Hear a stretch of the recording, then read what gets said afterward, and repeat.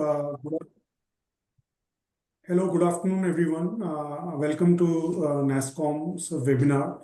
We are here to discuss the Union Budget 2025 that got announced on the Saturday, and we have all had a couple of days to look at the budget to understand some of the nitty-gritties. But here we are with our panel of experts. Some of them are now familiar faces, as you would have seen over the last few years, to really go in depth into what this budget has in store for the technology industry. As Nasscom, we represent the entire gamut of technology industry, which includes the IT services, the business process management, the much in news global capability centers, and obviously the tech startups. And from a Nasscom point of view, I think, and from our industry point of view, there is a little bit and a lot for the technology industry. And that is something that we will go in some depth today in this discussion. I am Ashish Aggarwal. I lead the public policy work at Nasscom. I've been doing this for 6-7 years, and I can say that this is one of the budgets which probably stands out more than some of the others. And with that, what I'm going to do is that I'm going to quickly introduce to you our panel of experts. And I think we are joined by senior officials from the government. So I would like to welcome Mr. Vivek Aggarwal, who is Additional Secretary in the Department of Revenue, Ministry of Finance. He is joined by his team. Mr. Bala is joined with him. And Mr. Aggarwal has been in this role now for about 3 years, if I'm correct. And he's leading a lot of this work on enabling ease of doing business for the industry and really for the country in some sense. And we have had that opportunity to engage with him over time. And he's really, in terms of his own portfolio of work, he's interested with matters related to central and state taxes, economic security, money laundering, and so on and so forth. And as we know that sometimes, policy outcomes take time, but to have that continuity and to have people in the government who are able to take forward the agenda, I think that is something that has been a huge positive over the last many years and few years particularly. And I think we are going to hear from Mr. Vivek Aggarwal on his outlook in terms of, how we should see the budget from a government perspective. But before we do that, I'm going to actually turn to our industry experts and our knowledge partners. And I'm going to do a very quick introduction, and then we'll straight away get into the discussion. So from KPMG, we have Himanshu Parekh, who is, KPMG is our knowledge partner, and they drive a lot of our work. And he's really, heading the taxation for Western region. He's a partner there. And then, of course, we have Nidhi, who really has been, handholding some of our work on the taxation bit. She's again a partner at B.S.R and company, and work closely with us on the direct tax reforms and ease of doing business initiatives. And then we have a team from Deloitte. I think we are, again, very happy to have Shefali join us. She is the chairperson of Deloitte South Asia. And we'll be looking forward to her expert views on, particularly on international taxation, and what are some of the things that, in terms of going forward beyond just budget, which probably also will have some opportunity to discuss. And of course, while budget is usually a direct tax agenda, but there is always, from the indirect taxes that is happening. And I think I would say that while this budget has been a positive budget, and I'll go into some of that in the next couple of minutes. But I think on the indirect tax, it has been, again, as Mahesh likes to call it, a blockbuster kind of a year when you think of reforms, and there is a lot that has happened. So, but Mahesh won't get the limelight in this webinar, but still a few minutes in terms of saying that what are the key takeaways in terms of what has been put together in this budget itself. And finally, I think we have two more experts, and I'll first announce Suchint Majmudar. And I think some good things to talk about there on Suchint, really. And you have been really helping us on the international taxation bit when it comes to transfer pricing and safe harbor. Suchint is a partner with Deloitte. So again, we'd love to get his input. And finally, Mukesh Butani. Welcome, Mukesh.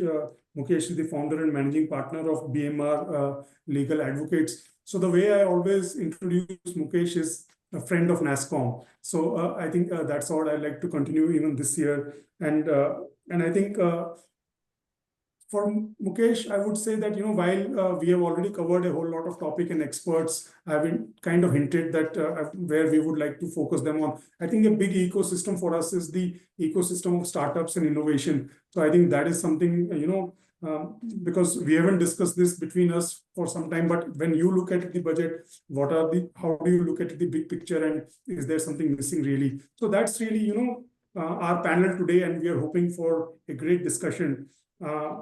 But there is a list of things which are great in this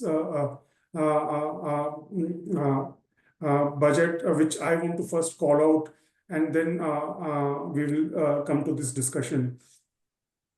One of the key things that Nasscom has been driving was really, to look at our deep tech startup ecosystem and to say that how do we think of, enabling patient capital for this. So as a policy measure, the way our deep tech ecosystem is currently positioned, we have about 3,600 deep tech startups, and they're getting some phenomenal traction, but they're still in the early stages. So we have the numbers, so as to say. But now what we are saying is that can some of these really, grow and mature and become world beaters or at global scale, global winners, as we like to call them, in some of these large markets like EV, space tech, biotech, selective AI businesses, or even solving for some of the critical technologies in areas which are important for India, like defense, agriculture, biotech, biosafety, quantum, climate tech, and so on and so forth. So the gap really is that at the Series A and B level, the investors are still on the edge. We don't see that much of traction coming in, and therefore what Nasscom had been saying is that if government can create a funding mechanism where which will also attract private capital to come in, and we can make things happen quicker, then that is a great idea. Now the budget has said they will explore this deep tech fund, and I think that's one thing that I want to call out. The other thing is really on the transfer pricing.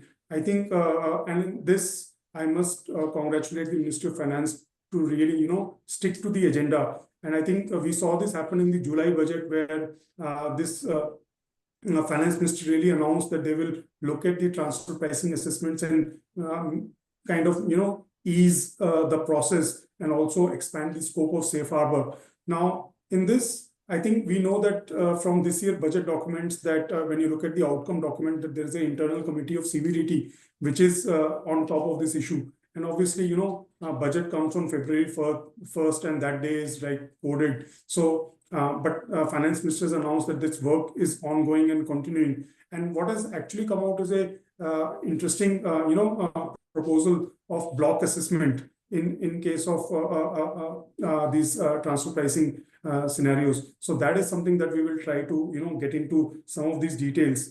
And again, while there is a lot to talk about, the last thing I want to leave as a starting point is to say that there is also a national framework for global capability centers. Now, this is interesting. It's again not really so much of a taxation point, but I think there are other measures which have been announced in terms of reviewing other laws. And so the budget is really looking at a whole host of things from a point of view of, bringing the whole of government approach, whether it's ease of doing business or even these GCCs. Now, when we look at the GCC space in India, these GCCs are global capability centers. These are arms of global organizations which are servicing just their global parent or global organizations. And it's interesting to note that they employ directly more than 1.9 million people in India. And this is really good quality work happening out of India for the world. There are 1,700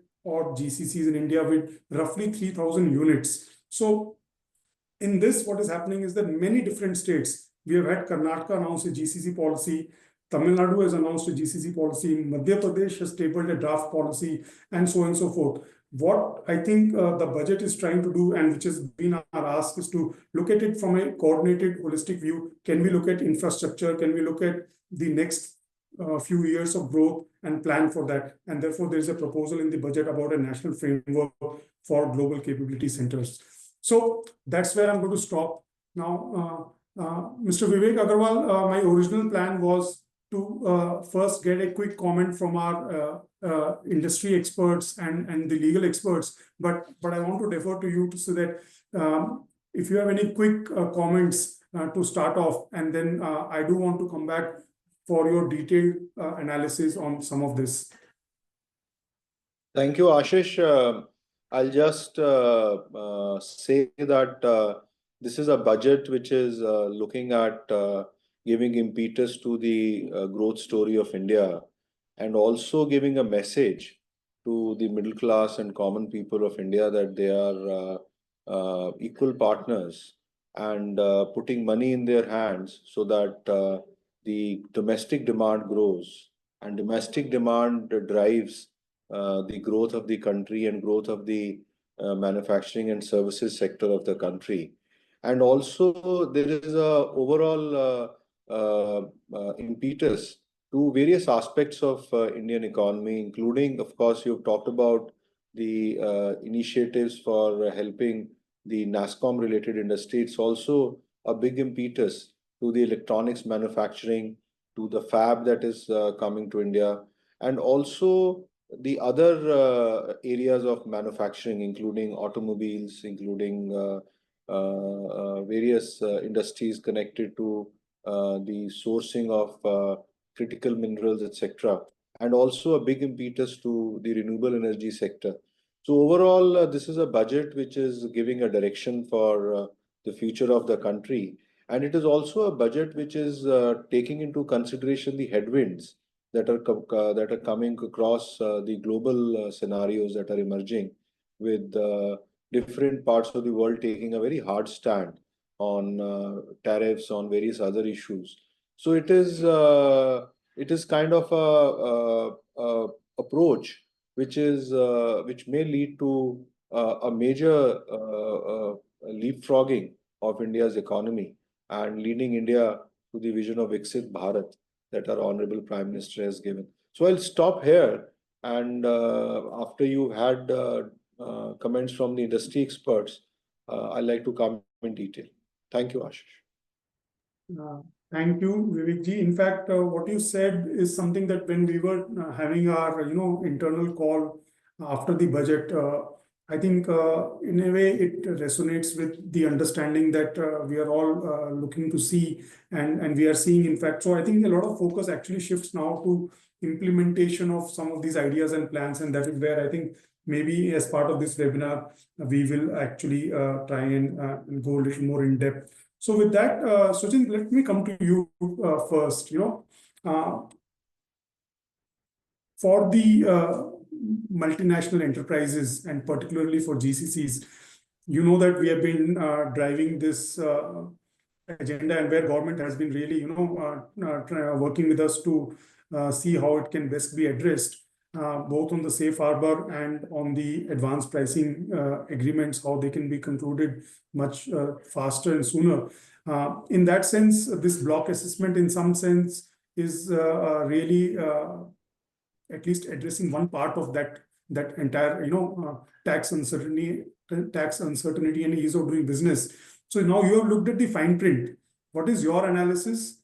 And are there something that from an industry point of view, you feel that we still need to understand better in terms of this particular set of provisions? Just happy to get your really, focused remarks on this, please. Thank you, Ashish, and good afternoon, everyone, and glad to be part of the Nasscom deliberations. And good afternoon, Vivek ji, as well as Mr. Bala. A pleasure to be here. I think the way we look at it is that on the transfer pricing side, this is a glass half full.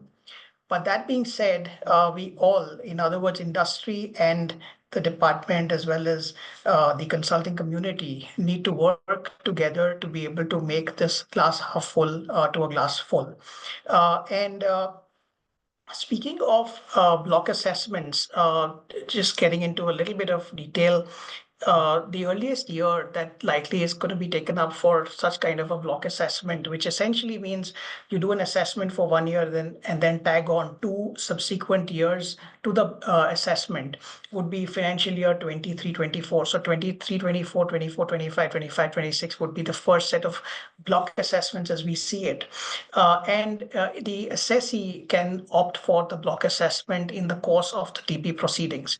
Now, the interesting thing again is that much of the guidelines are to be issued, and this I think is helpful because in a way we've kept the door open for dialogue as well as discovery, because the guidelines would be issued in a process that will be placed in Parliament and then adopted or made into codified in some sense.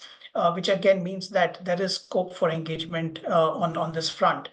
I think at the outset, fast tracking does enable one to cut some of the losses arising out of interest, and also fast tracks the process for dispute resolution through the process of an MAP. But speaking of some of the areas where we think that there is more scope for deliberation at the field level or in determination of the arm's length price is in practice today. What happens is that as we've seen it in particularly the Silicon Valley of India, as it were, we tend to see outcomes that are in the region of cost plus 23-24% year on year for IT and ITES. And what a block assessment would do, just figuratively speaking, is that it would take 3 years, multiply the cost plus 23 into 3 and get you an outcome that still will mean going into a DRP, that will still mean going into an appeal proceeding. And therefore, to that extent, it could frustrate the process of dispute resolution, but except that it would make it, it would short circuit that process. Having said that, what really perhaps is the larger objective is that this is intended to work as an APA in reverse.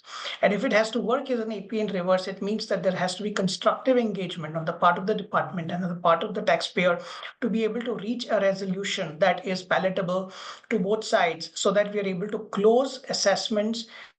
And in some sense, as the Honorable Finance Minister said, bring us onto par with global standards, which essentially means that audit cycles then become up to date, and you're concurrent with the determination of any uncertain tax positions as it goes live or in real time. Therefore, again, it would be useful, and we will possibly speak about this in a little bit more detail later on. It would be useful if the safe harbor enablement is also tagged on as one of the options in the course of the assessment.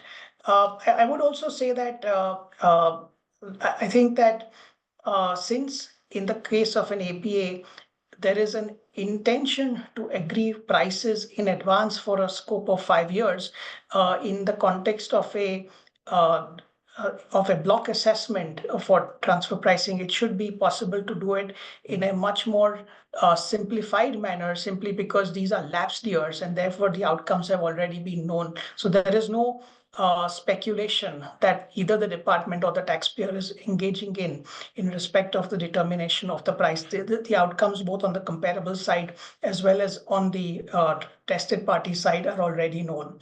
And I think also that there are some areas of engagement. One of those is in relation to what happens with newer transactions that might happen in subsequent years that do not exist in the prior year. Do those go through a parallel process of a block assessment as well as in out of block assessment, regular assessment process, as well as timelines that may be relevant for the subsequent year's assessment and a DRP, because possibly wherever you have to go into a DRP proceeding, we are looking at accelerated timelines for a regular assessment, which then culminate into a DRP proceeding. So some of the aspects on the timelines are understandably to be determined, but I think that there is room for discussion on that front, as we spoke about by way of the guidance. So I think on balance, a positive move, but like I said, there is more avenue, there's more scope for industry department and the ministry, as it were, to engage in further dialogue to refine the process and get some of the components around, particularly safe harbor, to be tagged on to make this a viable proposition. Thanks, Suchint, for explaining that. And you're right. I think so.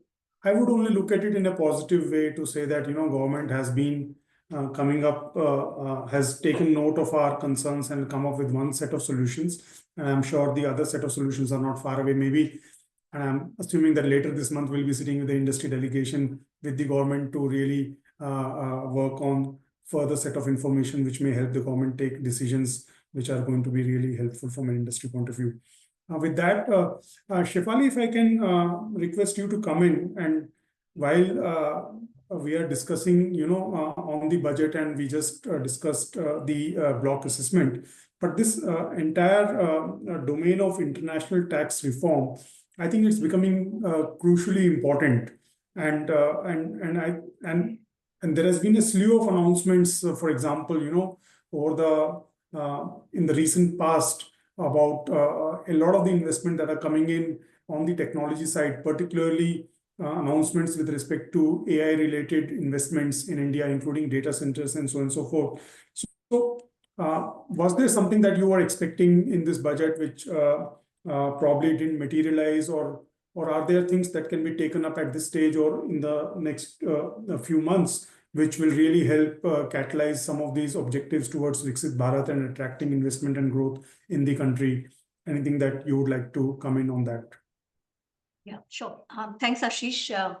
I think as Vivek ji mentioned before, I think overall this clearly is a very progressive budget, because it does take into account this ease of doing business and providing a simpler and a clearer version of the law, which we will see soon. From international tax perspective, I think largely, the expectations were more around whether can we get more clarity on some of the pressing issues like permanent establishment, etc. And especially in the tech industry, we do see that there is a lot of litigation around, whether if there is a software which is controlled from overseas, does that create a permanent establishment? The visiting employees of the foreign affiliates, do they create a service permanent establishment? And the lack of clarity on the profit attribution makes the uncertainty even strong. So maybe, this budget or in the forthcoming, the new bill that we will see, if there is more clarity and certainty around those issues, that would have been great, because that would have really given that assurance to the multinationals that they are going in with a certain framework and which is offered, and then they won't face litigation time and again by asking for lengthy information. And many times, even though some information is filed, it is not seen, or sometimes the companies are hesitant in filing some information, which is also the complaint from the revenue side, that they don't get the information in a timely fashion. But if we can have a something along the presumptive regime or something, if there is a more simpler regime that is offered to the companies, that will give more clarity. The other thing that we did see, and it was a pleasant development, that from the definition of the significant economic presence, there is an exemption that has been given where you have SEP, but it's only involved for the purpose of procurement of goods for the purpose of export. And we often wonder that why not offer the same carve out or exemption to services as well, which means that if you've got some kind of an SEP on account of whether you have certain business activities in India, you have certain agents in India, but if you do have an SEP, but that SEP is only caused because of, say, procurement of goods or services for the purpose of export from India, then should that also not be exempt along with goods? Why have a differential treatment between goods and services? Because again, it's just more of a giving that carve out so that companies have more flexibility on how to set up their presence on ground, so that they are able to very efficiently and effectively procure goods or services from. Related to that, there's also the issue of the data hosting services and the data centers, which has also been in discussion for a while. And we've seen some very beneficial outcome from a GST perspective, where the data hosting services were treated as export from India and hence not subject to GST. And likewise, if we have something similar from a direct tax perspective, that having a data hosting service provider in India will not really create a permanent establishment for the foreign customers or the companies that are using this data hosting services. That would have also given an additional comfort to these companies which are making large investments in building the Indian data centers. And as we know, I think India still is lagging behind in this capacity building. We have only about 3% of the global capacity, although we generate almost 20% of the data that needs to be used or processed in the data centers. So clearly, I think keeping up with our IT minister's vision that we will soon see India ranking amongst the top nations generating the foundational models, having this capacity building and giving whatever simple and sure tax regime to attract foreign capital, which helps us in building these data centers and generating employment would have been helpful. And then lastly, I would just say that from R&D perspective, we've spoken a lot, that we do want to encourage innovation and increase India's ranking. Currently, it's about 39th in the Global Innovation Index. But if we want to incentivize more of innovation building, then again, having some form of incentive, whether in the form of some tax holiday or additional weighted deduction, could also be helpful.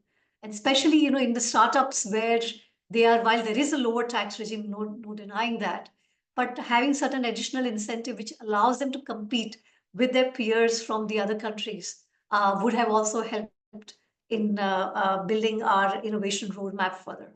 So I will stop there, Ashish, and back to you. Thanks, Shefali. I think on the first 2 points, the first one is a good idea, I think worth exploring. Maybe that is something that we can really, try and make a case for as industry.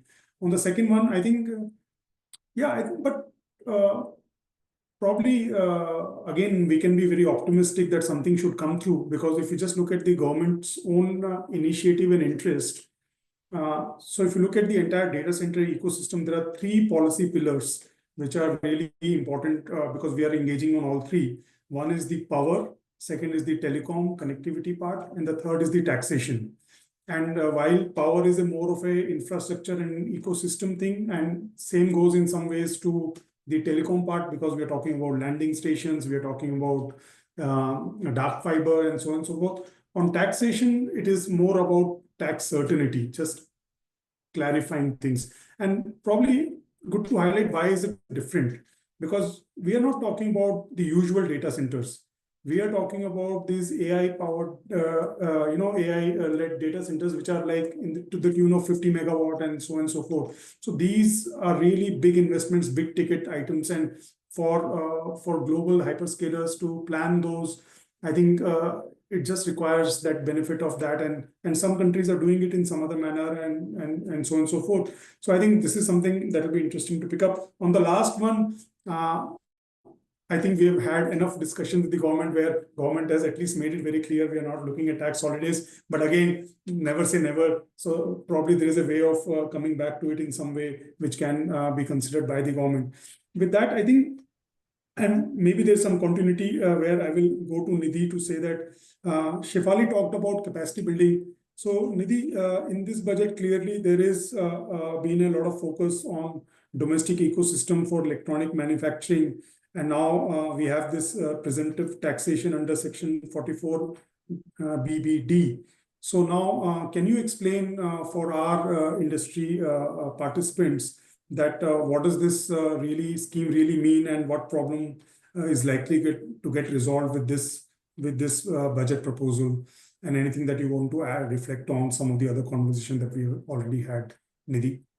Ashish, can I step in and respond to what Suchint and Shefali has said, so that I can be more up to the speed? Otherwise, lots of things will get lost. And then you can. Absolutely. This is meant to be a conversation. So please come in. Thank you.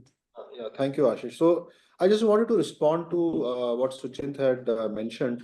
Of course, it's clear that the TP, the transfer pricing, is still a process that we are going forward with. There are issues which need to be settled, including the expansion of the safe harbor rules, their application, making the block assessment more clear as we move forward, reducing the litigation, bringing in more certainty for the taxpayers.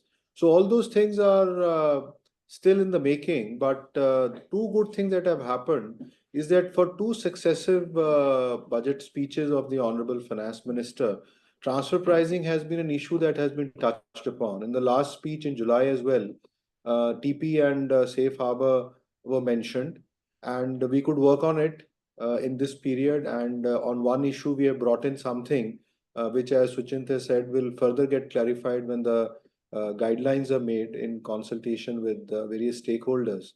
And probably this will give more certainty for a 3-year period at least on the TP assessments.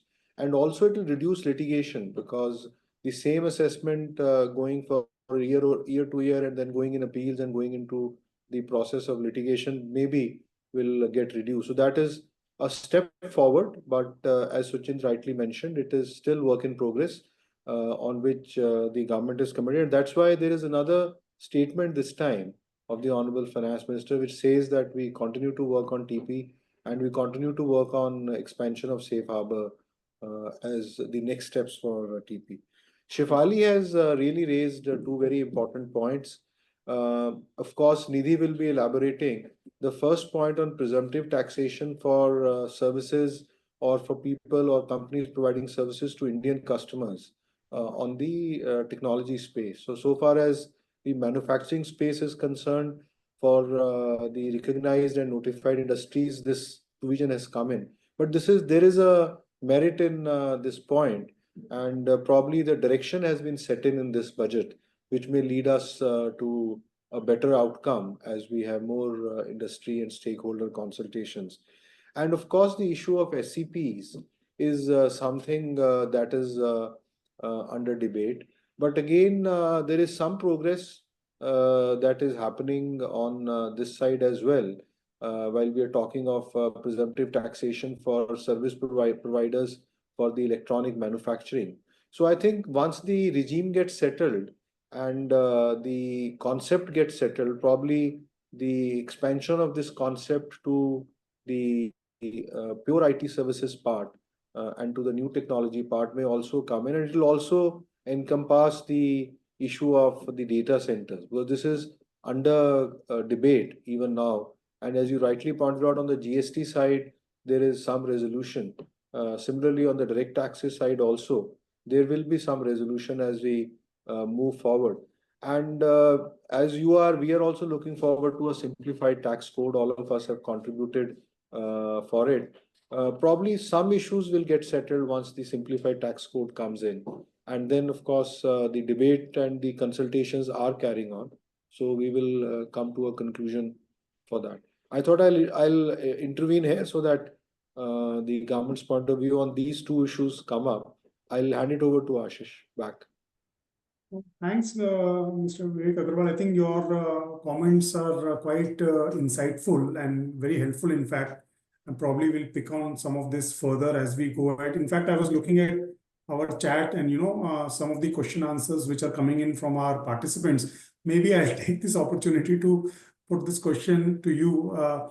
One of the concern probably is that, with the while we see this block assessment as very positive, but unless there is a bit of an alignment between what the government's policy intent is and the same is also understood by the TP authorities on the ground, this could still be a challenge. So this is just something that I'm just flagging it, not necessarily as a point of response, but something which has been commented by one of the participants. With that, Nidhi, back to you. So your thoughts, please. Thank you very much, Ashish, and thank you very much for having us on the panel. So I'll start with just re-emphasizing on the focus of the budget, as Vivek has already highlighted, that promoting Make in India actually is one of the topmost priorities for the government. And whether you read the economic survey or you read the budget, the focus really has been how do we make India part of the global supply chain? How do we really propose a solution which is kind of borrow some of the best practices from our neighboring countries and also make India as a global supply chain powerhouse. In the past also, through policy measures, there have been various incentives which the government has been providing. If you see the track record of the past 10 years, we have had concessional corporate tax regime of 17% for new manufacturing companies. There have been PLI schemes in various sectors. Now, the focus area of the government now is what do we do next to really turn the story in the electronics manufacturing space?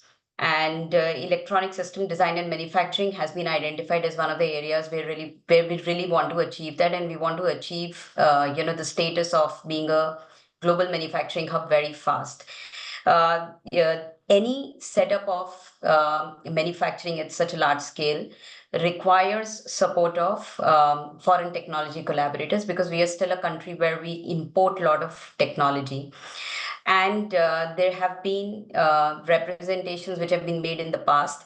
And at various forums, it has been highlighted to the government that when a foreign service provider comes to India, apart from the technology, there are a lot of people also who come to India for imparting that technology, for providing technical services, which exposes these foreign technology service providers to a permanent establishment kind of a challenge in India, and expose them to a higher taxability, where attribution is something which is still a very difficult question to deal with, and makes their position very uncertain. Now, given that if government has really considered this, that if we really want to have a lot of foreign technology service providers to be really coming to India, then they need to provide some clarity and certainty to these technology service providers. And in order to meet that objective, what it looks like is that this presumptive taxation regime for foreign service providers has been now introduced in the budget. If you see the contours of the scheme, the section deems 25% of the gross receipts as the profits and gains. And then when you apply the tax rate, which is applicable to a foreign company, the effective tax rate actually comes down to as low as 9.55%. So if you see, this is slightly better rate than a 10% tax rate also, which most of the foreign service providers are subjected to on a gross basis. Does it provide a lot of certainty to foreign service providers? Yes, it does solve that puzzle. And also from the perspective of the Indian pair, if you see, it does provide a lot of certainty for the Indian pairs also, because there is a withholding tax obligation. And if the recipient is covered under the presumptive tax regime, and there is clarity on the applicability of tax rate, whether there is a permanent establishment situation or no permanent establishment situation, it does provide a lot of certainty for the Indian pair or Indian resident pair as well. Additionally, this will also it will also have an impact in those cases where the Indian pair is actually bearing the withholding taxes. Lot of times you'll see commercially there'll be contracts where the foreign service provider will say that I would not bear any of the taxes which are levied in India, and it's the responsibility of really the pair of the income. Even in those cases, there's a lot of certainty, and the gross of tax, which may eventually come down. So it's a big thumbs up as far as the thought process of the government, that we can provide certainty by actually providing a presumptive taxation regime. If you see the way we read the budget, it is very difficult to really give a comfort whether there'll be a permanent establishment or no permanent establishment in any situation. But if you kind of come up with the presumptive taxation regime, directionally, it is actually an answer to the attribution question, which is $1 million question. So I think it's a very smart step which the government has tried to do here. That's what I feel. Though with every section, there are always, two or three additional questions that come up. So there will continue to be a debate on whether short stay exemption will be available to employees of the foreign entities when they're coming here in India, when actually there is a permanent establishment.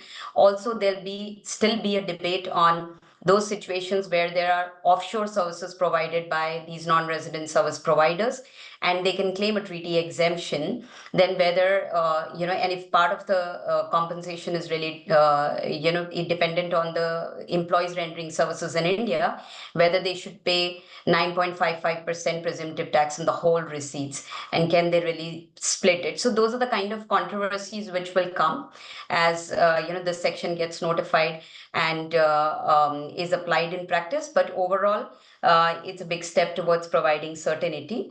What is important to note here is that this section benefit will be applicable only for manufacturing of those electronic components or goods which are forming part of the schemes which will be notified by the government. So that's an important point which needs to be considered in mind. Thanks, Ashish. Thanks, Nidhi. Yeah, Himanshu, I just wanted to add to one point to what Nidhi just alluded to. If it's okay, can I step in on this particular topic before we move on? Yeah, sure. So, there's one gray area which has arisen as a result of this proposed amendment. Of course, this amendment is a very, very welcome amendment.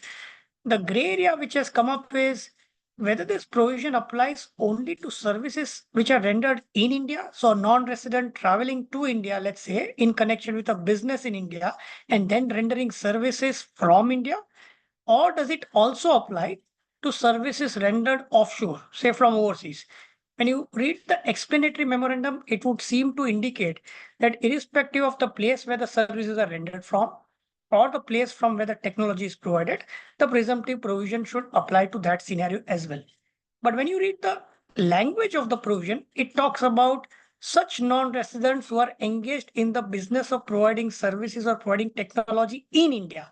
So I just wanted to seek a clarification from Mr. Vivek Aggarwal as to which scenario does it seek to cover. And if the answer is that it seeks to cover a scenario of only services to be rendered within India, what would happen in a case where, partially services are rendered overseas and partially services are rendered from India in connection with the same project? Well, I think as I understand, it is basically the language is clear. It is services rendered in India by non-resident Indians, by non-residents.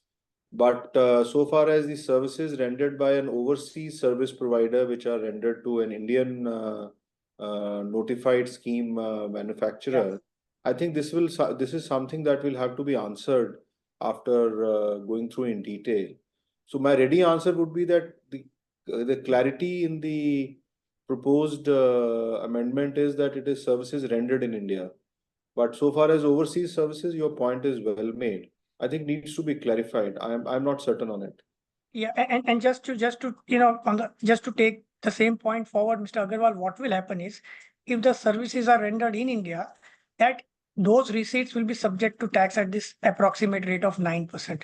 But where the services are rendered from overseas, and if they tantamount to fee for technical services, which typically would be the case, then under the Income Tax Act, those remittances will be subject to a much higher rate of 20% tax. So service rendered outside India taxable at 20%, service rendered within India taxable only at 9%.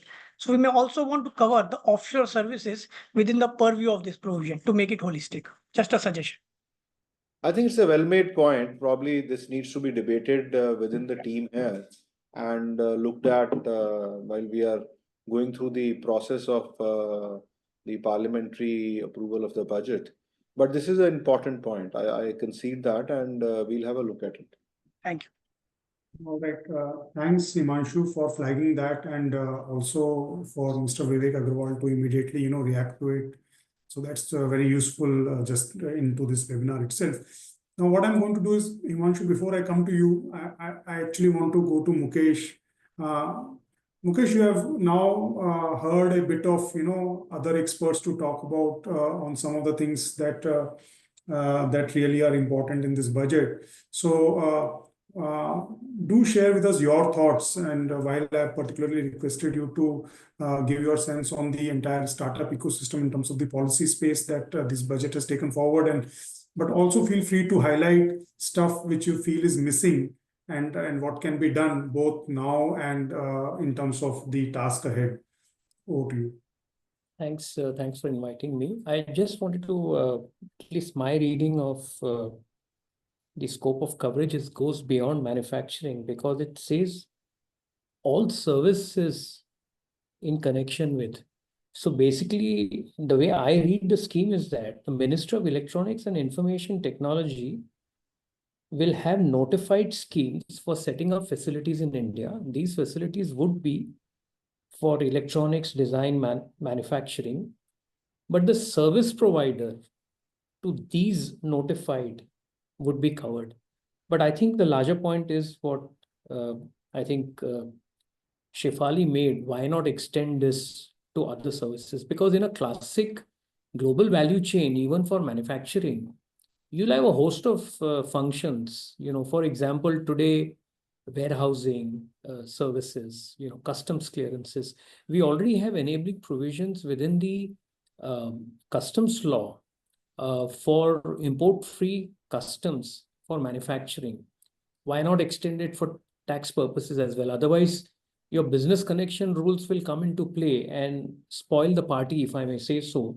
So if you have a deemed profit legislation, you might as well cover the host of activities that are typically performed in a global value chain. That was just my 2 bit. Ashish, to your question, I think the budget has some interesting elements for startups.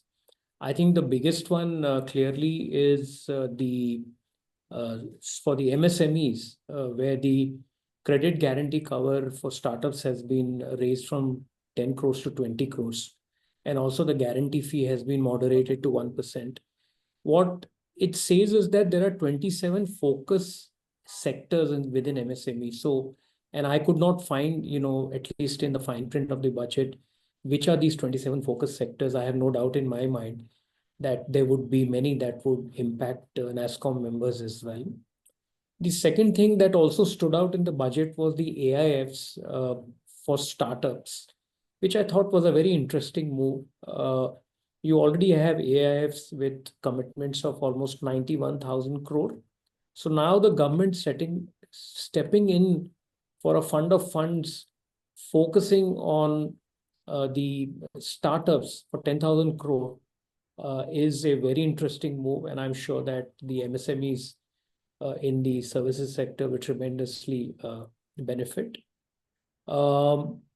The other aspect also is the SIDBI funds for startups. Again, the SIDBI fund for startups is a separate allocation of 10,000 crores in the corpus. And I'm sure that some of it will benefit Nasscom members as well. I think one that would be highly anticipated, not just for Nasscom, but also for the entire industry, would be the high-level committee on regulatory reforms. It is interesting to note that, the words non-financial sector covering certificates, licenses, permissions. So 1 year is a long period, but I think, as we say, derai drustai, this is absolutely required, because I think over past several years, many of the regulations have come in more as over regulations. So I think this is an interesting move where the high-level committee would be interesting. I just hope that there are independent members as well in the high-level committee to be able to bring in business nuances which are very, very relevant. There are certain industries, I would say, which are achieving a market saturation and bit of fragmentation. Some of it do touch Nasscom members like fintech, edtech. We've also seen last year some of the major players falling apart because of their expansion or some unregulated competition. I think this has had some form of a negative impact on the industry by way of layoffs and funding crunches. I don't know what the government can do by way of intervention, but this is a very important ask that was there for the industry as well. Some of these startups have also been facing challenges from giants, particularly in fintech, gaming, and e-commerce, which are largely dominated by international players. And there is always a trade-off whether you should have protectionist policies to look at it. But some of the regulatory moves on mandatory data localization and compliances are seen as hurdles, particularly by startups who are aiming for global scalability. So I don't know if there is anything by way of relaxation of regulatory concern on these aspects. So, the data localization requirement is one such area which I'm sure that the non-financial regulatory group that has been set up would be look at it. I also feel that on the sustainability and ESG alignment, startups are experiencing increased scrutiny so that they are aligning themselves to the ESG standards. And some of these startups have looked at these as reputational risks. So some of the large food delivery giants have been pulled up by the regulators for over-reliance, say, on plastics. So I think it's one thing to say that India pushes for a net zero commitments, but I think startups are taking their own time to be able to come up to speed on these aspects. So these were some of the thoughts that crossed my mind. The only last thing I wanted to mention about the deemed profit legislation is that the rate of 25% deemed profit is on a very, very high side. It's not just high, it's very high. So the way to look at it is not the effective rate of tax on revenues, but to look at the profit margin. So the question we should be asking ourselves is that, are these non-resident service providers so efficient that they have a margin of 25%? I think this is a philosophical debate, but my personal view looking at that rate was that it is pegged at a very high number. It shouldn't become like your safe harbor limits, which in the initial years did not succeed because your safe harbor limits were unreasonably high. And as we started scaling down the safe harbor limits, there were more and more takers. So we shouldn't have a deemed profit rate which just becomes very, very uncompetitive. My first brush look at it was that it was sounding uncompetitive. Thanks, Mukesh. I think interesting point, the way you also link it to the safe harbor analogy, because that's a battle that we are continuing to, kind of negotiate, and now we hope that we can reach some level which really gets the bulk of industry to be able to opt for it than just on the margins. So yeah, and on the data localization point, I think the draft data protection rules are in circulation for public consultation, and in some sense the industry was taken by a surprise with additional potential obligations hinting at data localization requirements which are not probably anticipated in the way the enactment itself was released last year. So yeah, I think so the point on that high level committee for us as industry to look forward to the terms of reference of that committee and actually the members who are going to spearhead that. I think that will be an interesting next step for us to look at. And Himanshu, no, I wanted to come to you, but Mahesh has a hard stop. So I'm going to quickly get him to comment on really, to highlight some of the things from an industry point of view, which are really crucial, both from this budget perspective and also some of the things that he would like to highlight from the next steps in terms of the next few weeks or so and so forth. So Mahesh, please come in. Thank you. Thank you, Ashish. And, I think like you had introduced when you talked about GST, it in 2024 has been a blockbuster year. So thank you, sir, both of you. I think we're grateful as Nasscom because we did see 19 changes that are relevant to our industry. I'm not even counting the ones that are common. And they cut across from ease of doing business related ones in the form of the DGGI instructions, audit SOPs, pre-deposits getting reduced, just only touching upon very few.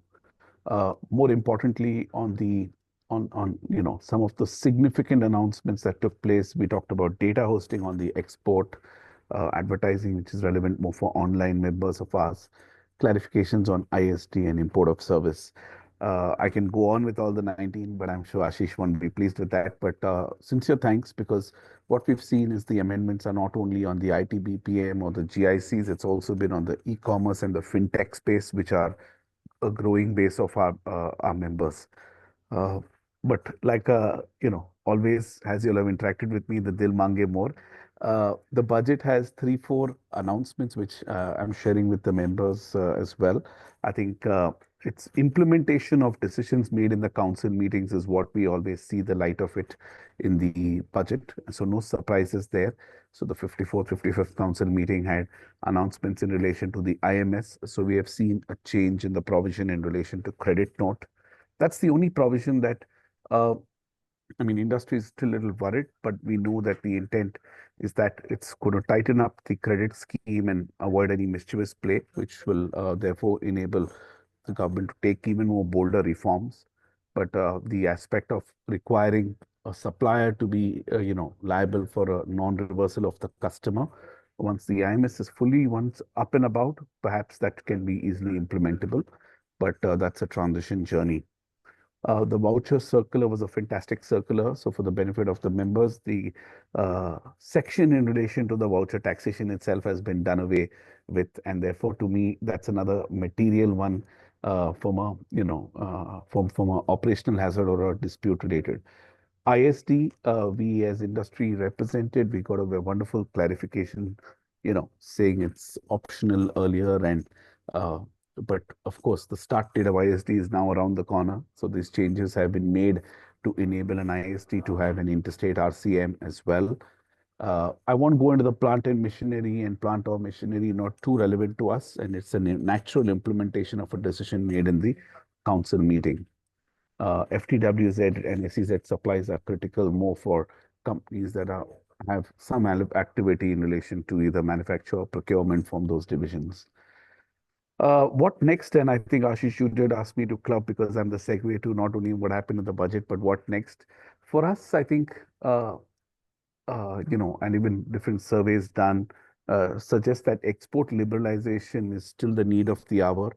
There are really two material requests from our side, that there are these exceptions to the service recipient rule. One is on intermediary and the other is a performance-based service.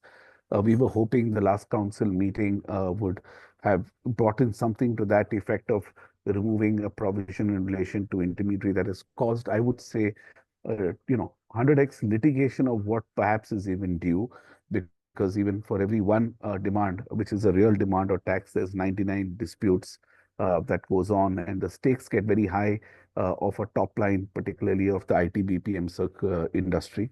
As Nasscom, we are grateful for the September 2021 circular. We had worked very collaboratively with your teams. But I think the implementation of that has had some gaps, and the best way to address it is to follow the globally accepted practices of having a zero-rated supply on the B2B. I'm definitely going to pause to hear your thoughts, because the only heartburn that we had was, even if there is a deferment in the thinking or the evaluation, have we missed the bus for 1 year? Can we use the last year's analogy or the precedent, or where online gaming had a mid-year amendment? Can we have that? So certain tax changes that can be made in the export rules, so other provisions for that matter, don't have to be a once in a year sort of affair. So that's something that we are hoping to get some guidance on. Second material one is for our Indian multinationals. We are the headquartered and we are the capital of IT of the world. But aspects in relation to having branches across the world, we are aware of some disputes that came. We're grateful that it got nullified for the first year of 17-18, but we're hoping for more clarity on that one going forward. And on the e-commerce front, we're really hoping for accepting of the new virtual place of business kind of setup, and GST continuing to be a very powerful ally of democratizing e-commerce, in the form of some of these provisions of 9.5 potentially just going away. These are 3-4 points on our wish list for going forward, but we'll be very keen if you have some comments for our members and us on, especially on the export side, sir. Ashish, can I come in? Yes, please. I think all three important points which Mahesh has taken this opportunity to utilize. And I think if we kind of And I and Mahesh will be sitting in Bangalore later this week with the Karnataka government to press the case on some of this, because we know that states play an important role, but we'd love to get your feedback on how we can navigate this going forward. No, I really appreciate that Mahesh has recognized the work done on the GST side. As you know, GST setup is more flexible because we have the GST Council meeting every quarter, and lots of issues that come up within that quarter are taken up for resolution after due deliberation with the states. And of course, the issue of intermediaries has been taken up. And the GST Council, in its wisdom, has formed a committee of officers to go deeper into the issue and look at any objections that have been raised by some of the states and see how we can resolve the issue properly. As well as the two other issues that Mahesh has raised, they are in active consideration. So it is GST is not an year-to-year setup. Of course, whatever had to be done, which was decided in the council and could be taken up as part of the finance bill, has been taken up in the finance bill. But there have been instances where the GST amendments could come even before the finance bill is finalized, like the GST 80 when we brought in the changes that were brought in other sections. So that is, there is no restriction on the government to bring the GST changes also with the finance bill. So it is more or less flexible and depends on the council decisions that are, as Mahesh said, are democratized and where the states have a say, and there's a robust discussion. And at the central level, we are very conscious of the issues that are raised by Nasscom and by other industry associations, that all these issues are listed out, and there is a discussion and debate almost every fortnight at the level of the Revenue Secretary. And then the decisions are pushed through the various committees and brought to the council. That's why we have seen so much of progress. But the movement will continue. I don't think there should be any apprehension or disappointment in the decision-making process. And it's a robust process. So it is better for the industry as well as the country that the decisions are taken after proper discussion and debate, and we don't jump into something which can create problems or we have to slide back later on. So that is so far as Mahesh. I think Mahesh would be reassured with what I said. One or two comments I'd like to make on what Mukesh pointed out. He really raised important issues regarding the startup ecosystem and also the deregulation that government wants to bring in, or regulation which is promoting ease of doing business. So I would like to point out that the focus of this budget, and even before the budget and if we go beyond the budget, has been to create atmosphere which is basically a trust-based atmosphere, and which leads to interaction of the government functionaries with the business on a more even-handed and a trust-based mechanism rather than on a situation where it is adversarial relationship. So the announcement of this this forum is actually again a movement towards the direction that government has already taken, and the focus is very clear. The decriminalization, the issues of ease of doing business, issues of bringing deregulation for having more freedom and more space for businesses to grow is a direction that government has taken, and it is going to fortify as we move forward. So far as support to startups is concerned, that is an ongoing process. Many new things have been done, many things are in continuity, like the sunset date has been extended to 2030. The focus on getting more investments, getting focused investment to venture capital funds, creating a deep tech fund, promoting states also to contribute to the growth of startups, having support mechanisms, getting SIDBI fund created. So all those initiatives are to support startups. But one has to recognize that any startup ecosystem will have its natural process of weeding out also. So we cannot prevent the startups, some of the startups to actually go away as they move on. And some of these startups will become successful and become unicorns. So that process also needs to be alive. If there is too much of intervention, that can also create a mechanism where we will be supporting some non-viable enterprises, and that will be not good in the long run. But the direction is clear, and what Mukesh said is really the way to move forward, and that is what government is doing. Thank you, Ashish. Thanks, Mr. Vivek Aggarwal. I think Mahesh, both you and I can be happy with that, because at least on the intermediary there was a bit of a question mark that where does it go. But I think let's keep pushing for our efforts, and the ministry is supportive. So we hope to see some of this really come through. You want to comment something? I just wanted to echo that and just state that it's not my view. I think industry has clearly recognized that the government has not only been listening, but it's been acting on the GST front. And we really heartened to note that we don't have to wait once in a year. If there are some setbacks, might as well have full consensus. And we are looking forward to the continued collaboration as Nasscom. Super grateful on behalf of all the members. So thank you and the whole team, sir. Much appreciated. Thanks, Mahesh. So one of the things which we also hope is in that list of items which are in continuity is, on the ESOP taxation in the hands of the employees. We know that the government has done its bit in terms of the past to defer it by 4 years. But not only the deferment, but even this deferment is actually available to only 3,600 odd startups, which are recognized by the interministerial board. So even that existing decision of making it available, if it could be available to a larger ecosystem of startups, I think that is something, again, as a thought that probably I want to leave before we move to Himanshu. And Himanshu, for you, I think probably it's a question which is in the biggest question in mind of the industry. What is this new income tax act that is coming in? What does it really mean? What is the scope of this? And that is where I think after Himanshu, I'll also come to Mr. Vivek Aggarwal. But so tell us, Himanshu, what is your reading of this? Because as industry, we have been focusing on it from a point of view of ease of doing business, merely looking at saying that how we can consolidate some of the understanding and learning and converge that into a more simpler law, not necessarily looking at it in a substantial manner. But what is that? Is it just a more of a exercise of making it simpler to understand, or in your mind is it something more?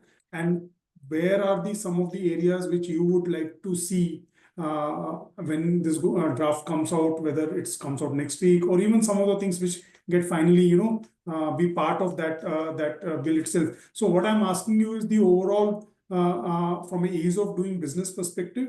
And then again, you have heard a lot of experts, so feel free to comment. We are in the last 20 minutes of our webinar. And after this, we'd love to get into some Q&A and obviously hear from Mr. Vivek Aggarwal a little more.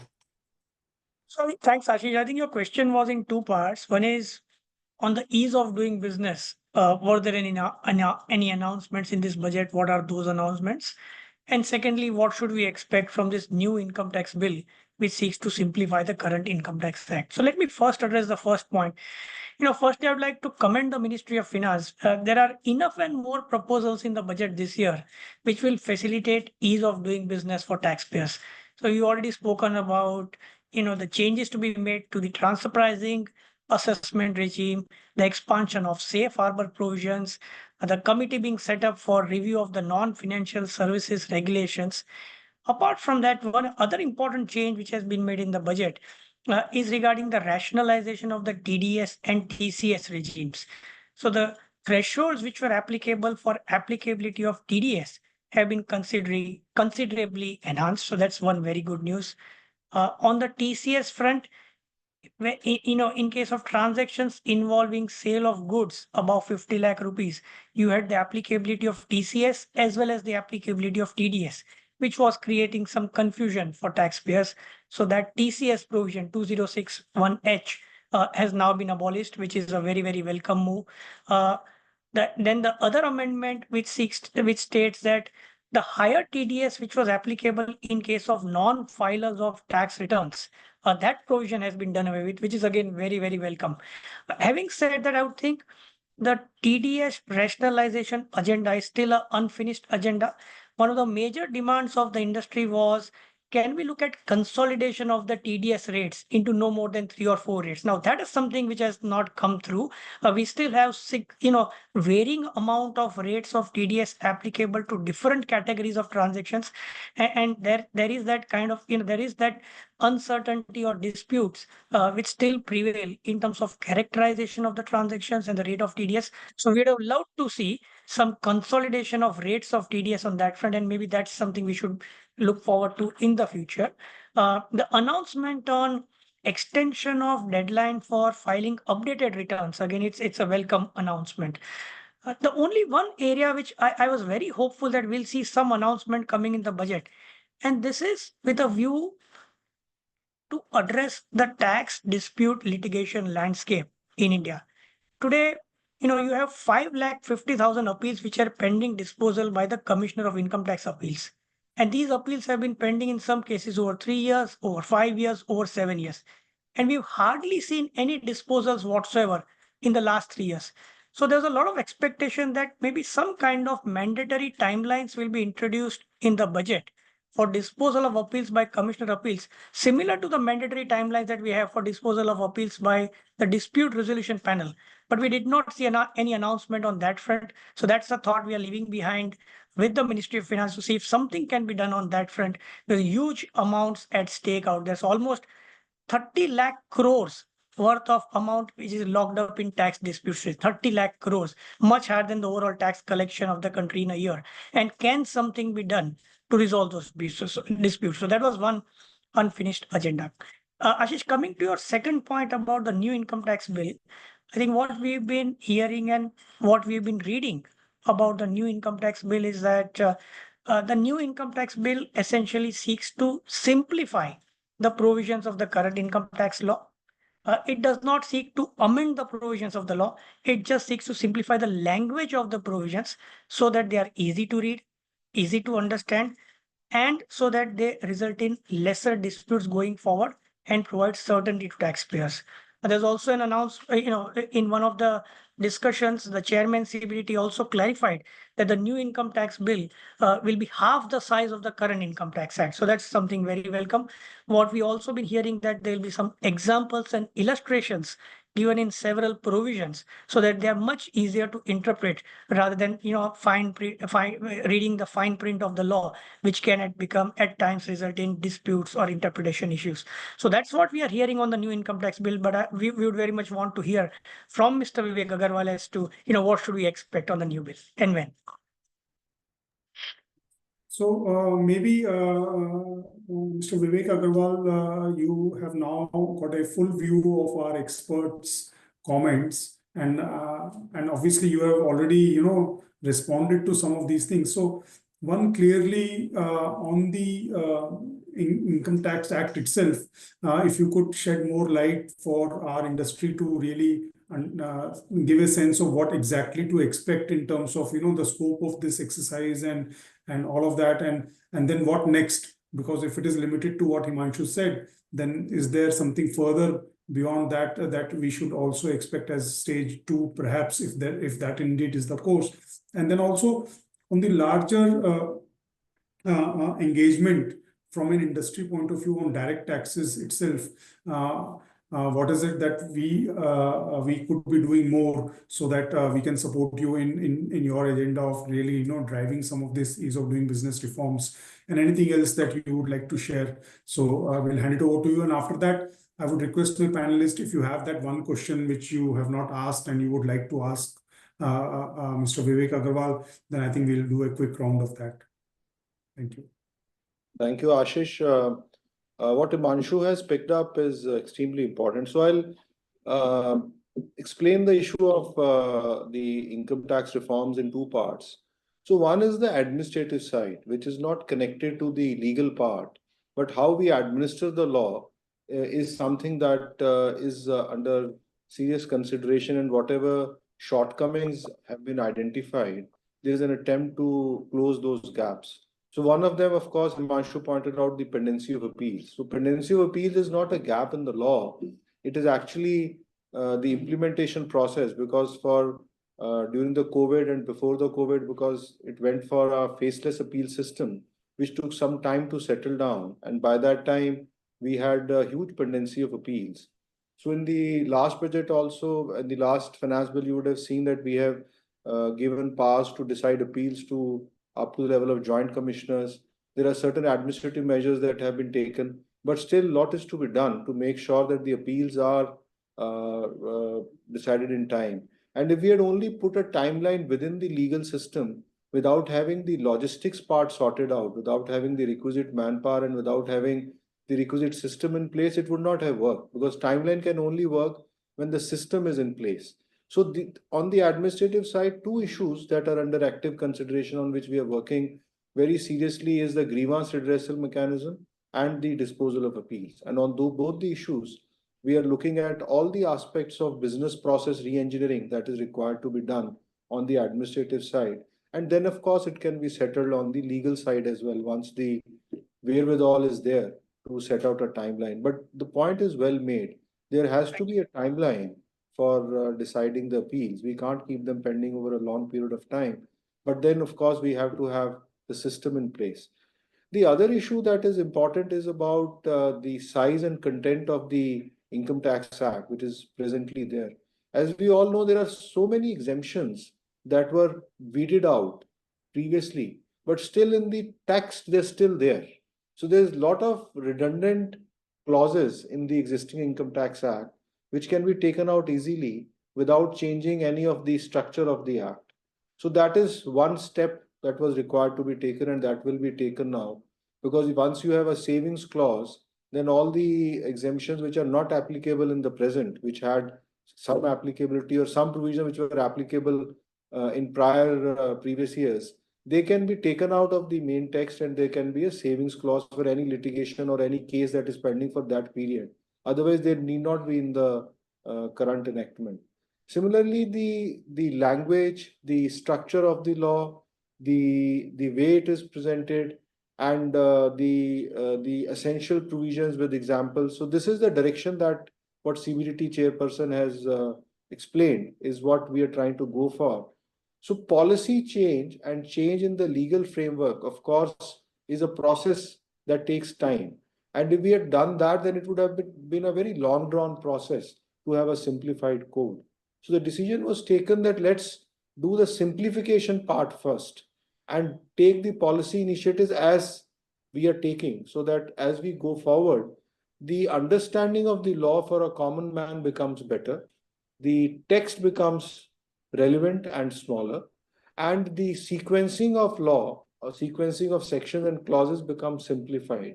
The understanding becomes better. So that is the intent with which we are trying to bring it. But of course, as we had discussed earlier, the intent of deregulation, intent of placing trust in the taxpayer and citizens, and the intent of placing trust in the businesses is highly reflected in the way government is functioning and the way we are moving forward, including the process of faceless assessments that came in.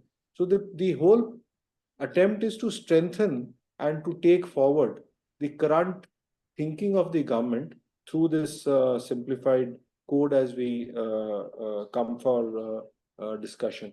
So far as the overall direction is concerned, Himanshu put it very aptly that the various announcements and various changes that have been presented in the finance bill are clearly pointing towards a direction which is the ease of doing business. I mean, allowing, extending the period for filing a revised return, updated return from 2 to 4 years. Similarly, making a similar provision under the Customs Act on the indirect taxes side.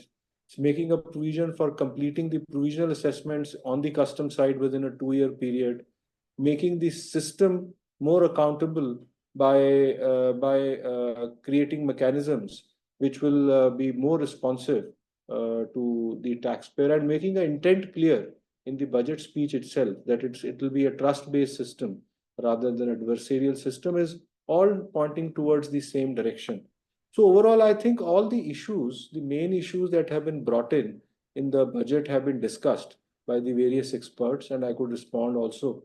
So I'll be happy to take any questions which are there from the expert side or from the audience that is there. Thank you, Ashish. Thank you, Mr. Vivek Aggarwal. There is, in fact, while we have consistently had around 120, 130 people participating in the webinar, and now also the number is around 100. One question which is probably there, and it's more at a larger, understanding of the policy.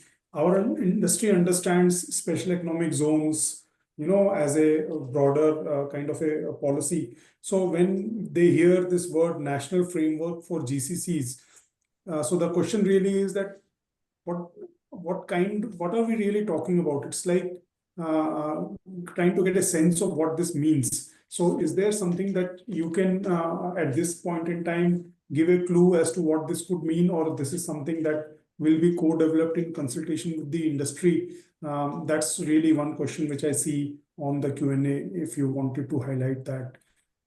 No, I think the issue of predicting the policy that is still to come would be quite difficult for me at this stage. But as we are seeing, if you see the policies that have been brought in by the state governments, there are incentives for the GCCs to come up. There are local tax exemptions that have been announced. There are some monetary incentives that have been given, including the payment to the Provident Fund and the ESI, etc. So as the employment is generated, a lot of incentives that have been built in by the states.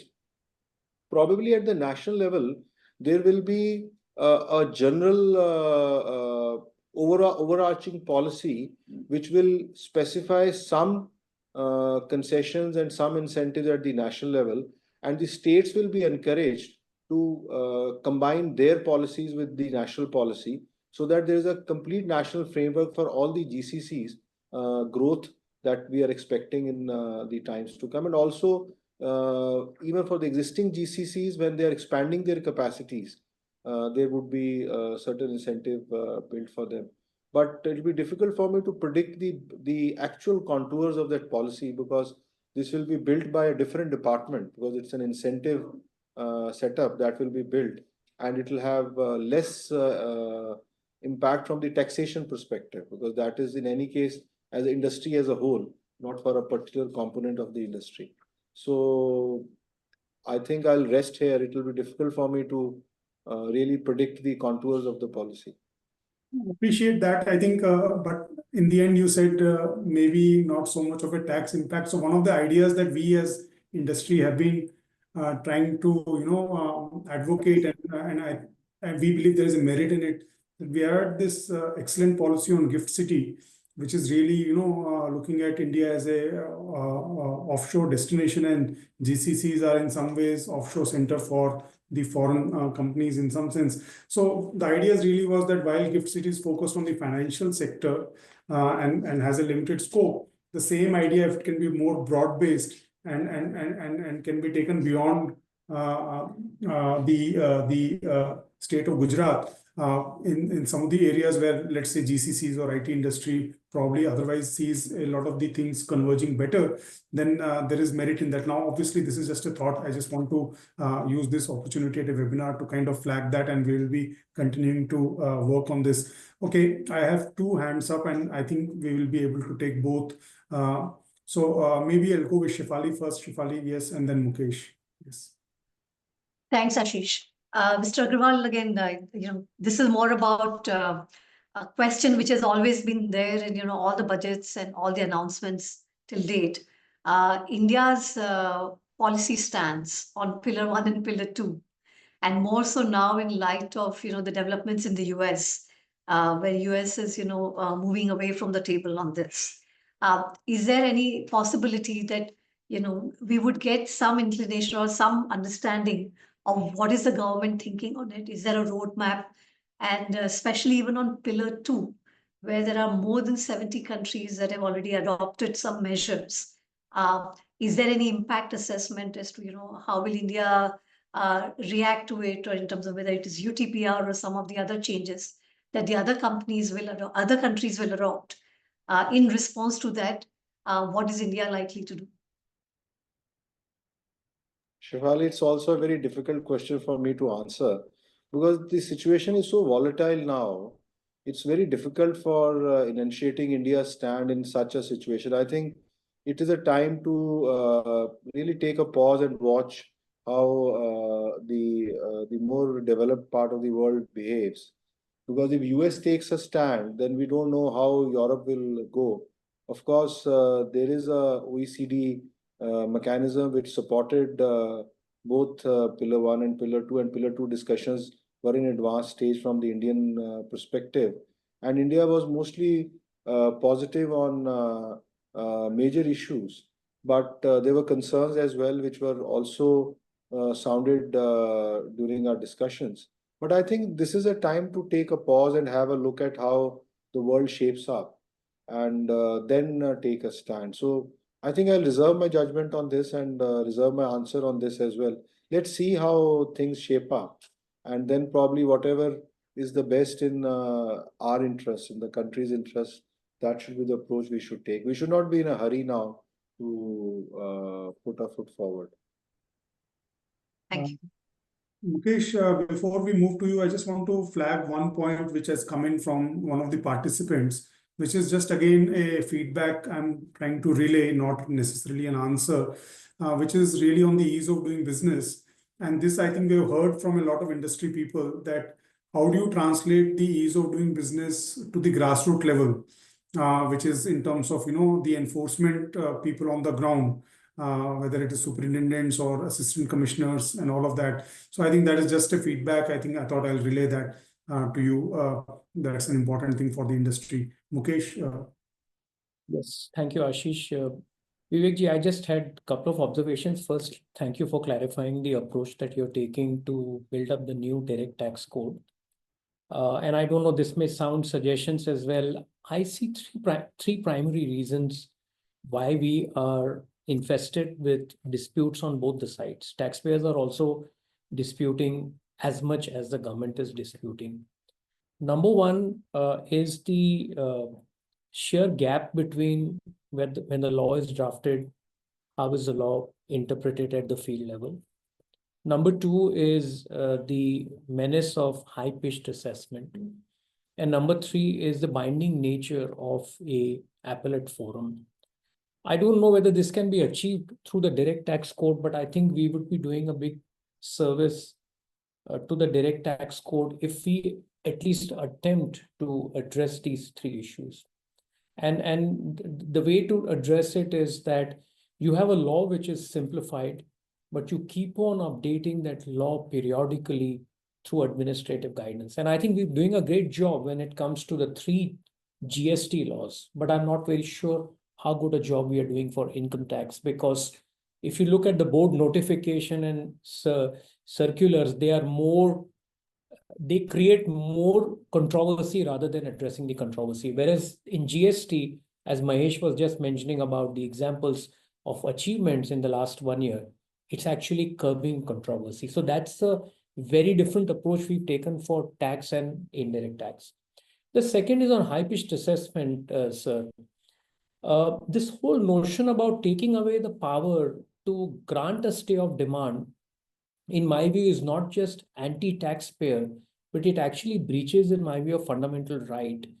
Because, and by the way, there are Supreme Court decisions that say that if there is a high-pitched demand, the courts should look at it. And the courts have been selectively looking at it as well. I don't know if something of this can be enshrined, and you can have exceptions carved out. This will not apply to search and seizure cases. Taxpayers, because I think at the end of the day, by the government, by collecting this 20%, and whatever may be the chances of success for the taxpayer, is actually indebting the taxpayer itself. Because when the taxpayer wins the appeal, the government will have to refund this money back. I don't know whether there can be any mechanism on this prepayment, because this has been a very, very sore point with the taxpayers. I think the third and fourth is the binding nature of a decision.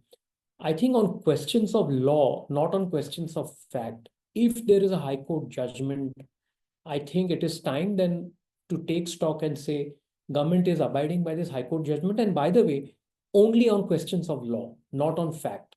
So if the department wants to distinguish a particular case on questions of fact, it can, because your binding nature of the judgment is only on questions of law. This is just my 3 suggestions from a point of view of curtailing the disputes. So, what I will request everyone is that we'll extend by 5 minutes. Request Vivek ji to comment, and then I think Suchint, if he had a question, and then after that I'll close. Vivek ji. Mukesh ji, the points that you raise are extremely relevant, and they need resolution in a shorter time frame than going for a longer time frame. And I firmly believe, as a student and practitioner of law myself, that any quasi-judicial judgment, even if it is an assessment, has to be issue-based. And issues have to be clearly framed. And on issues which have already reached a conclusion, either in the High Court or in the Supreme Court, they should be in the system for the assessing officer to be clearly guided, so that there is no assessment or a ruling by any assessing officer or by any tax officer or even by an appellate body within the tax system, which goes against the legal proposition that has already been settled, or that is settled up to a certain forum. It may still be litigated in the Supreme Court, but still, if it is settled by the High Court at a given point of time, that is a law of the land that needs to be considered, and decisions have to be taken. So we are strongly working towards an issue-based assessment mechanism, where issues are flagged, issues are framed, and issues are in the system also, where any ruling on that issue is available to the assessing officer, so that he or she is also guided by the legal precedent. And on points of law, there should be no open debate on whether this legal point has to be decided in a particular way, provided it is decided in a higher forum. So that is something that is extremely important, and that the point that you made about high-pitched assessment and the undue excess of discretion will also get curtailed if we have a system which is more accountable and which is more systemic from the issue framing point of view, and issues being properly enunciated and within the systemic setup. The challenge that we faced was that since we brought in faceless, so the jurisdictions have got mixed up. So an assessing officer sitting in Mumbai may be assessing something which is from North India, and the local knowledge that an assessing officer would have of his own jurisdiction would not be there probably. So that is, we have to build that in our system to make sure that that knowledge is available within the system for the assessing officer to look at, and that guidance is available, as you rightly pointed out, the guidelines and other issues that are the circulars that are issued by CBDT may be actually compounding the problem there rather than resolving the problem. But we are really working on it. As I said, there are two sides. One is the administrative side and other is the legal side. So this is more a problem on the administrative side that we need to resolve, and government is very actively considering. And the point that you made about comparison between GST and income tax, these are two very different regimes, because GST is a more democratic regime where there is a say of the industry as well as states, and the decisions are taken regularly, and it is not dependent on the board's functioning only. It is basically debated, and there is more openness in deciding issues. On the tax side also, on the direct tax side also, now the endeavor is that the policy making and the implementation becomes more agile, and we look towards a simplified regime. And as we are moving forward, once now the new tax rates for the individuals or non-corporates will automatically mean that people will shift to the new regime. So old regime will become more or less dysfunctional, or would not be required. It would be infructuous. So lots of heavy text that is there would be again redundant in the tax code. So many disputes that arise on exemptions would not be there. Similarly, when we are moving to the new regime for the corporates, again the scope for disputes will come down. So as I said, the direction is clear, and some of the administrative issues that need to be tackled are being tackled at various levels, including, as I said, there is a great push from our side for an issue-based assessment.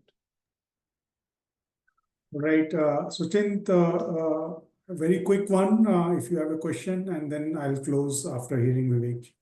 Sure, thanks. And I'll just probably pick up from where Mukesh and Vivek ji left off, which is to do with an interesting aspect of ambulatory policy determination in respect of guidelines that will be placed before the Parliament insofar as the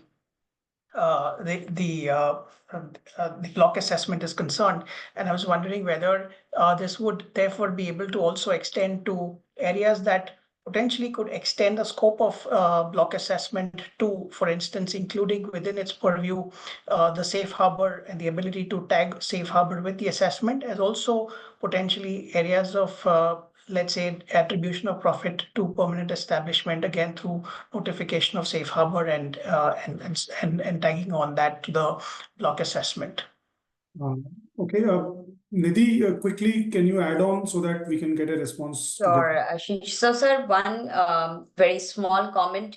You may answer very briefly. So, we have seen curb on evergreening of losses. So, there is an amendment proposed in, carry forward of losses where fresh lease of life used to be given to the amalgamated entity. So, is there any thought on extension of the benefit of carry forward of loss in case of an amalgamation kind of a scenario for services sector? So, we would really appreciate your feedback on that. No, I think, Nidhi, this is, I can't answer this question because this is something, this may happen, this may not happen, but this is something that we rest for the future. So far as Suchint's point is concerned, it's clear that there is an intent to expand the scope of safe harbor. But so far as the existing bill is concerned, it is only limited to the block assessment. So the guidance that will come in would of course be for the block assessment. It cannot come for safe harbor as of now, probably. But of course, the debate and the discussion will happen. But there is a clear intent to expand the scope of safe harbor, which may come as a subsequent step to the current formulation that has been proposed. Even in the block assessment, as Suchint had pointed out, there are many issues that need to be resolved in the guidance itself. So to my mind, expansion of safe harbor through this change may not happen, but this is the intent. I mean, as we move forward, I said it's a work in progress. It may happen as we move forward. All right, great. I think we have exceeded our time, but I think every minute has been worth it. We really got the benefit of a lot of insights from the experts and especially from Vivek ji. I think, Mukesh, we are out of time. If your hand is a fresh hand or it's earlier. Sorry, that was my mistake. No worries. So, but this conversation will continue. And on behalf of Nasscom and technology industry, I think I would like to thank all of you. Thank you, Mr. Vivek Aggarwal, Shefali, Mukesh, Nidhi, Suchint, and of course, Mahesh, who left the meeting here to go in. And of course, my team, Vartika and Tejasvi, who make all of this happen. So it has been a wonderful conversation. We will assimilate some of this and we will be hoping to contribute more towards ease of doing business and reforms which will drive economic growth. With that, thank you to all of you and bye-bye. Take care. Thank you, everyone. Thank Bye. you. Bye-bye. Bye-bye. Bye-bye.